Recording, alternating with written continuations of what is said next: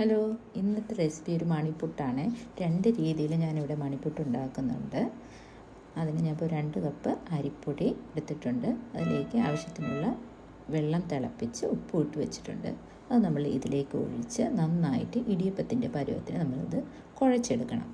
ഇപ്പോൾ നന്നായിട്ട് കുഴച്ചെടുത്ത് വെച്ചിട്ടുണ്ട്. ഇനി ഞാനൊരു പാത്രത്തിലേക്ക് കുറച്ച് അരിപ്പൊടി വിതറി കൊടുക്കുന്നുണ്ട്. ഇത് നമുക്ക് സേവനായി പിഴിയാനാണ്.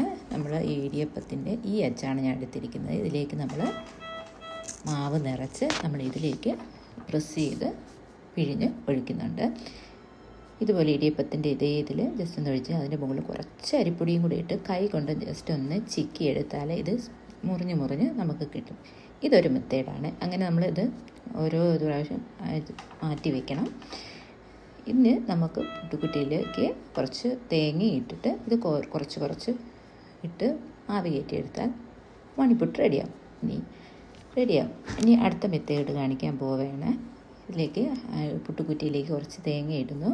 സേവനാഴിലേക്ക് ഇടിയപ്പം പിഴിയുന്നത് പോലെ മാവ് നിറച്ചതിന് ശേഷം ഈ പുട്ടുകുറ്റിക്കകത്തേക്ക് തന്നെയാണ് ഞാൻ പിഴിഞ്ഞൊഴിക്കാൻ പോകുന്നത്.